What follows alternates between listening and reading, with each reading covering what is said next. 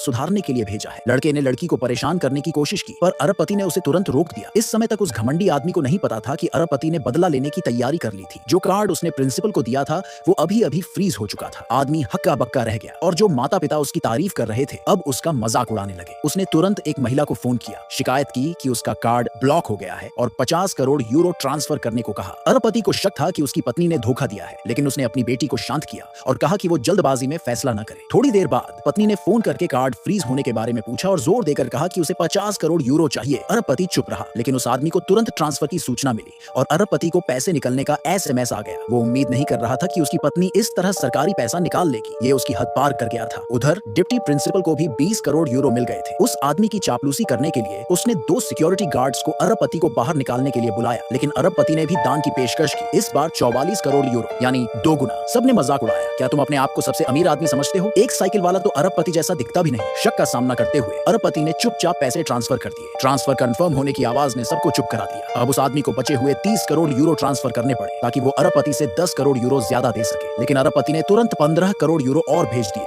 ऐलान करते हुए कि वो किसी को भी कंपटीशन की निष्पक्षता भंग नहीं करने देगा। वो आदमी जितना भी देगा ये हमेशा 5 लाख यूरो ज्यादा देगा और चाहता था कि सबको पता चले कि ये पुरस्कार सिर्फ उसकी बेटी का है। वो आदमी अपने आसपास के मजाक को देखकर सबको डराने के लिए अपनी पत्नी के साथ एक पारिवारिक फोटो निकाल लाया, लेकिन उसे अपने ग्रुप के शेयरों की याद आई और वो अपनी इज्जत नहीं खोना चाहता था। प्रिंसिपल को अपनी ताकत दिखाने के बाद प्रिंसिपल का रवैया तुरंत बदल गया और उसने लड़की से माफी मांगने का आदेश दिया। अरबपति ने बीच में आकर पूछा, क्या तुम्हें यकीन है कि इस आदमी को सचमुच अपने शेयरों की ओनरशिप तय करने का हक है? शक देखकर आदमी ने शांत होने का नाटक किया और धमकी दी, तुम्हारी पत्नी रास्ते में है, जब वो आएगी तो अरबपति और उसकी बेटी को कुत्तों की तरह घुटनों पर बैठकर माफी मांगनी पड़ेगी। इस बीच पत्नी मुख्य दरवाजे पर पहुंच चुकी थी।